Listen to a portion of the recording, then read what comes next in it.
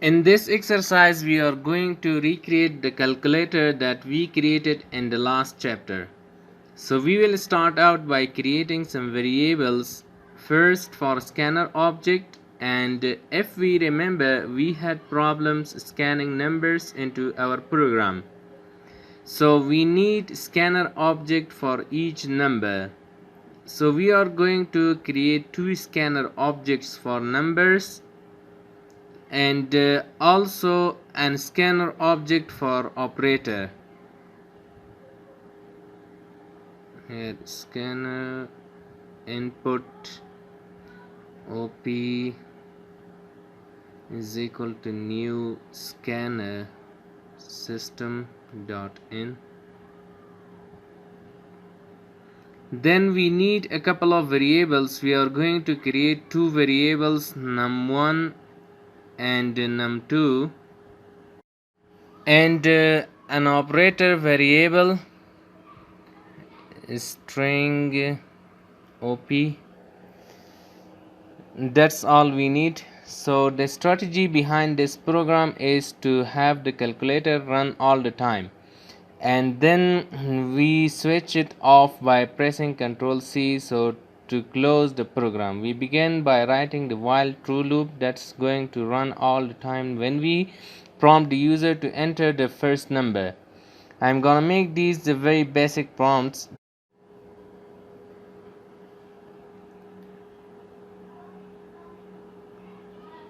Then num1 is equal to input num1 dot next double,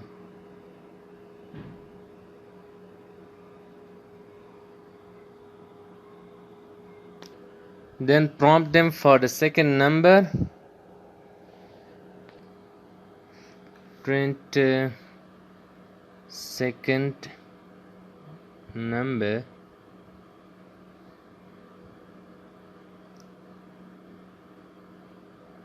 then num2 is equal to input num2 dot next double,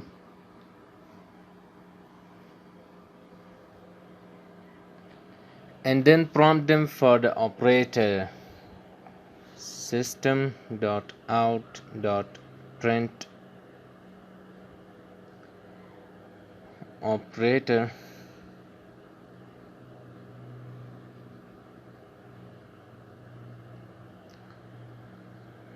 and then op is equal to input op dot next.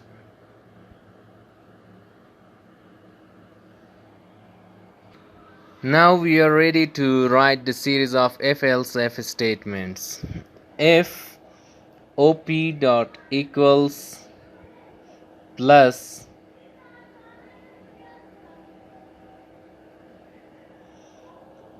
then we are going to write out system out dot println num1 plus num2, else if op dot equals minus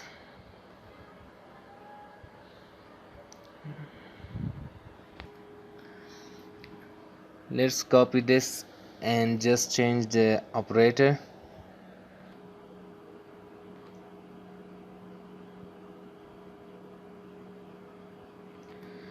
Now copy this whole thing and just change it appropriately.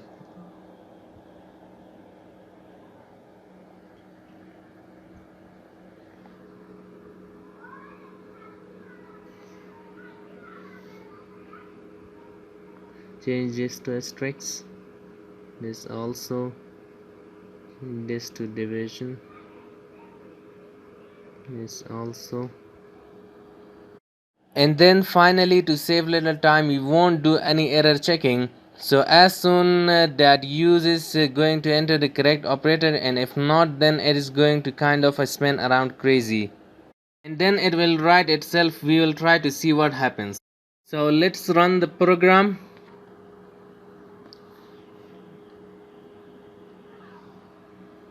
Java chap 9 part 9. Let's do something easy. 12 plus 2 14, that's right.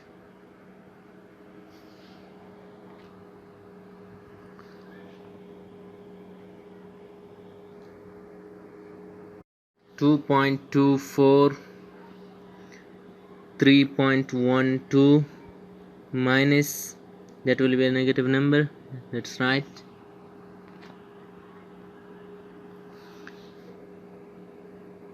100 5 multiply 500, that's correct.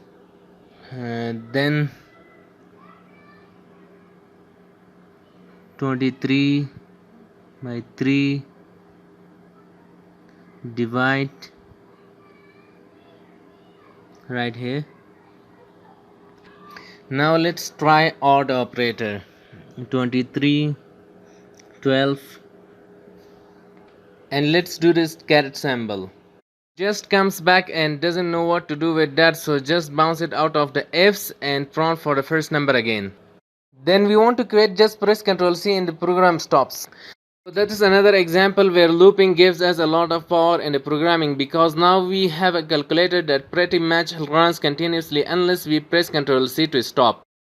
Again, there are better ways to write calculators, but we don't have a parse lines of input, so we have to prompt at this point for each piece of input a number and an operator. But with more advanced programming skills, we could learn how to essentially a string 2 plus 2 and then have our program parse the number 2, the operator plus, and the other number 2, and then what we call tokens, and then it could calculate a probability. We are not in that stage just yet.